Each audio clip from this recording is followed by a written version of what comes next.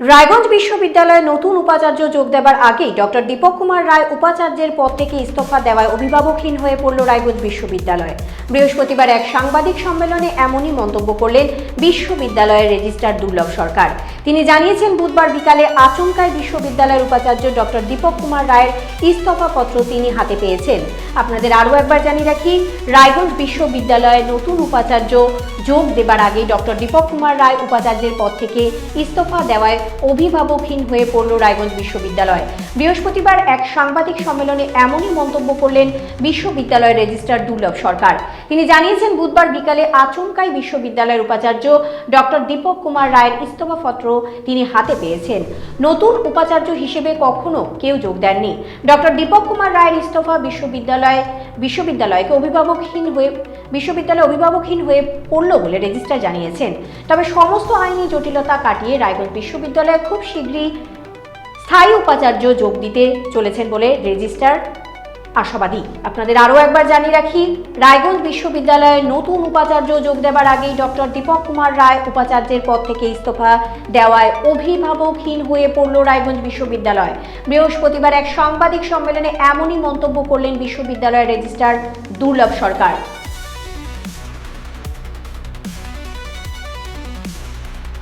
এই বিষয়ে রেজিস্ট্রার দুর্লভ সরকার এবং প্রাক্তন উপাচার্য ডক্টর দীপক কুমার রায় কি জানালেন দেখুন। 4:15 নাগাদ আমাদের যিনি বর্তমান মাননীয় উপাচার্য অধ্যাপক দীপক কুমার রায়, উনি ওনার পদত্যাগপত্র পাঠিয়েছেন এবং পদত্যাগপত্র উনি প্রিন্সিপাল সেক্রেটারি সাহেব শিক্ষা দপ্তরকে পাঠিয়েছেন, তার একটা কপি আমাদেরকে করেছেন এবং ফাইন্যান্স অফিসার সাহেবকে করেছেন এবং ওনার পদত্যাগপত্র আমরা এখানে পেয়েছি এবং আজকে থেকে উনি এখানে মাননীয় উপাচার্য হিসেবে কাজ করছেন না এবং এই ব্যাপারেই আপনাদেরকে ডাকা এবং আপনাদেরকে অবগতি করা যে আজকে থেকে আমরা ভিসি লেস, তবে অচিরেই হয়তো আমাদের নতুন মাননীয় উপাচার্য রায়গঞ্জ বিশ্ববিদ্যালয়ে জয়েন করবেন। এখনো পর্যন্ত আমরা সুপ্রিম কোর্টের যে অর্ডার এবং অন্যান্য মিডিয়া থেকে যা জেনেছি সেটা জানতে পেরেছি, অধ্যাপক অর্ণব সেন, উনি উত্তরবঙ্গ বিশ্ববিদ্যালয়ের অধ্যাপক, ওনার নাম সুপ্রিম কোর্টের অর্ডারে আছে এবং বিভিন্ন মিডিয়াতেও দেখতে পাচ্ছি উনি আসতে চলেছেন। কবে আসতে পারে? খুব তাড়াতাড়ি আসবেন, এটা একটা তো অফিসিয়াল ডেকোরাম, একটা প্রোটোকল আছে। শিক্ষা দপ্তরের চিঠি পেলে উনি জানাবেন, সেই মতো করে লিয়েনের অ্যাপ্লিকেশন করবেন, তারপরে উনি আসবেন। ভিসি চলে গেলেন, এই সময়ে বিশ্ববিদ্যালয় পরিচালনার ক্ষেত্রে সমস্যায় পড়তে হবে না?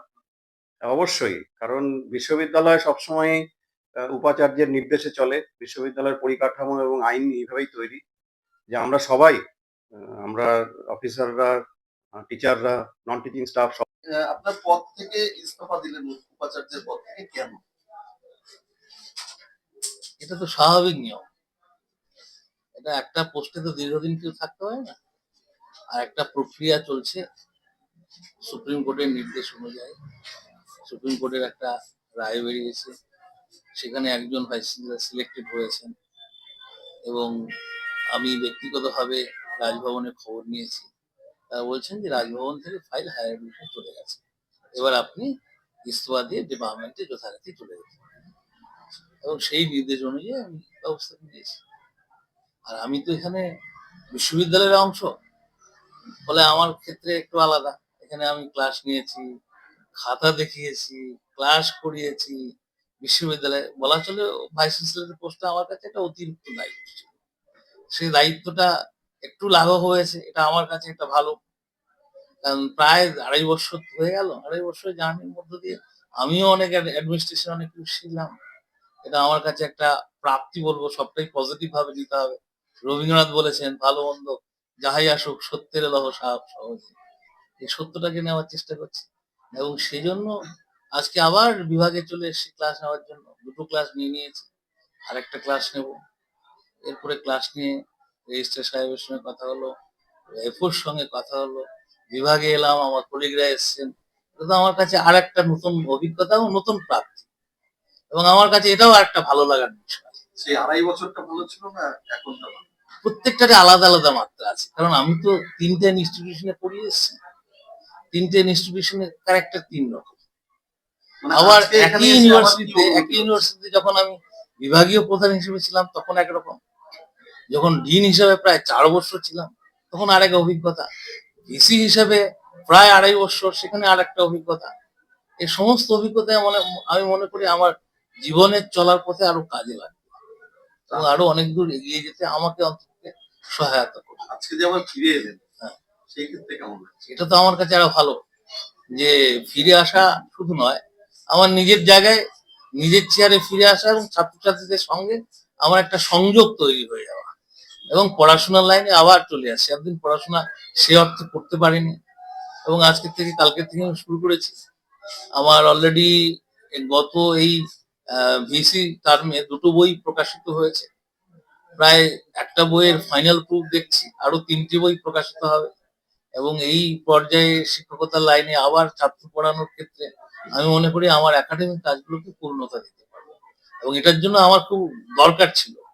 স্যার, এই যে আপনি ভিসির দায়িত্বে থাকাকালীন যতদিন চেয়ারে ছিলেন, একদম তত্ত্ব উন্নয়নের উপরে বসেছিলেন এমনটাই মনে হচ্ছিল দেখে। কারণ কি শাসক দলের সঙ্গে উপাচার্যের যে দ্বন্দ্ব, সেটাতে একটা পরিস্থিতি এতটাই ভয়ঙ্কর তৈরি আপনাকে করেছে। বারবার করে কখন কখন বিজেপির লোক বিজেপির তকমা লাগানো হতো, এখন কি বলবেন তখন তো বলতে পারেন। তারা তখন কি বলেছে না বলেছে ওগুলো আমি ধর্তব্যের মধ্যে নেই।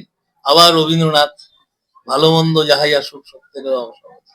না, শাসক দল বারবার করে আপনাকে বলছিল, এবার শুনুন, আপনার কে বিরুদ্ধে কথা কি বলছিল এবং বলছে আপনি না শেষ বলছে, পর্যন্ত রিজাইন করলেন। না তাহলে কি আপনারই জয় হলো শেষ পর্যন্ত? কার জয়? আমি জয় পরাজয় নিয়ে থাকি না। একটা মানুষ চলার পথে অনেক বাধা বিঘ্ন আসবে, অনেক উত্থান পতন আসবে এবং কেউ যদি তার চলার পথে সঠিক পদক্ষেপগুলো গ্রহণ করেন, আমাদের মতো শিক্ষকদের কি কাজ? ছাত্র পড়ানো কাজ, লেখাপড়াটা আমাদের কাজ এবং সেই লাইনে আমরা থাকতে চাই এবং সেই লাইনে থাকলে কে কি বললো না বললো এগুলো আমার কাছে যায় না। আপনি যখন ভিসি জয়েন করলেন সেই সময় আপনি লিএন এর জন্য অ্যাপ্লাই করেছিলেন, সেই লিএন আমি তো ইউনিভার্সিটির অন্তরে, লিএনের প্রশ্ন আসবে কেন? আমি ইউনিভার্সিটির ভিতরের লোক, আমি তো বাইরে থেকে উড়ে এসে জুড়ে বসি। যখন কোন ইউনিভার্সিটি কেউ মধ্যে জয়েন করেন, লিএনের প্রশ্ন আসে, কিন্তু তবু আমি যা যা প্রসিডিওর আছে সব মেনটেন করি। সেটা কিন্তু ইসি আজ পর্যন্ত হয়নি। সেগুলো ইসি হবে না হবে কে বলেছে? সেগুলো যখন হবে হবে। এর মধ্যে আমাদের স্ট্যাটাসটা দেখুন, আমার স্ট্যাটাসে লেখা আছে। নেক্সট টার্গেট কি রাজনীতি? না, রাজনীতি কেন? হ্যাঁ, প্রত্যেকটা মানুষের রাজনীতি ছাড়া বাইরে নয়, কিন্তু নেক্সট টার্গেট আমার হচ্ছে পড়াশোনা। আমি একটু পড়াশোনা করতে চাই মনোযোগ দিয়ে। যে জায়গাগুলো আজকে উত্তর দিনাজপুরের এমন এমন জায়গা রয়েছে যে জায়গাগুলো আজও ফোকাসের আলোয় বা আসেনি, আজকে বৃহত্তর বাংলার অঙ্গনে দিনাজপুরের একটা বড় কন্ট্রিবিউশন রয়েছে, ইতিহাসগত দিক থেকে, সামাজিক দিক থেকে, সাংস্কৃতিক দিক থেকে। এইটা যদি আমরা একাডেমিক্যালি তুলে আনতে পারি, অন্তপক্ষে বলতে পারবো যে এই যে সরকার ইউনিভার্সিটিটা করেছে এটা সার্থকতা লাভ করবে।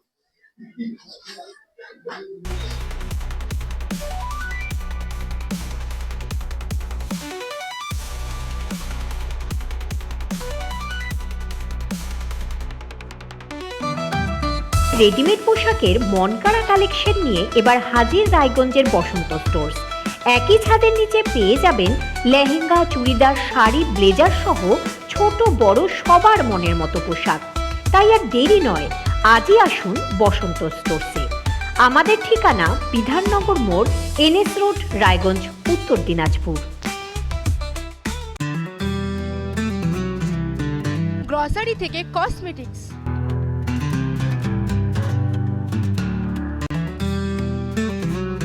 আপনার যে কোনো প্রয়োজনীয় জিনিস পেয়ে যাবেন একই ছাদের তলায়।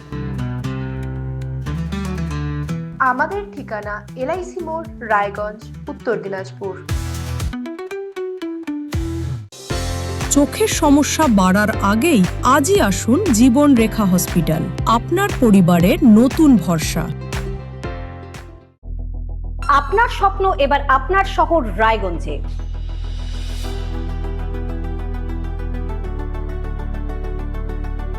এবারে শক্তিশালী পালসার N160 আপনাদের স্বপ্ন পূরণের জন্য প্রস্তুত। সবচেয়ে কম দামে এবং আকর্ষণীয় ছাড়ে পেয়ে যাবেন আপনার স্বপ্নের বাইকটি। মাত্র 5,999 টাকা ডাউন পেমেন্টে করুন আপনার স্বপ্ন পূরণ। এছাড়াও থাকছে 6,000 টাকা পর্যন্ত ডিসকাউন্ট এবং 10 বছরের ওয়ারেন্টি ও 2 বছর ফ্রি সার্ভিসের সুবিধা। সাথে থাকছে আরও অতিরিক্ত সেভিংসের সুযোগ। তাই আজই আসুন বাজাজ হুইলসে। আমাদের ঠিকানা পূর্ব অশোকপল্লী, পুরনো জাতীয় সড়কের পাশে, রায়গঞ্জ, উত্তর দিনাজপুর। রায়গঞ্জের উন্নয়নে কি এক হবে শাসক বিরোধী?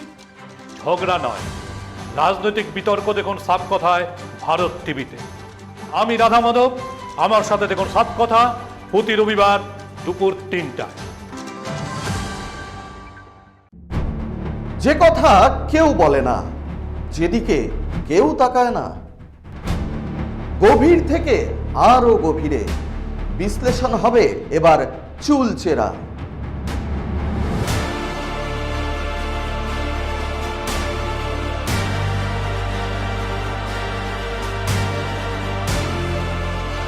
কারোর দাবেদারি নয়।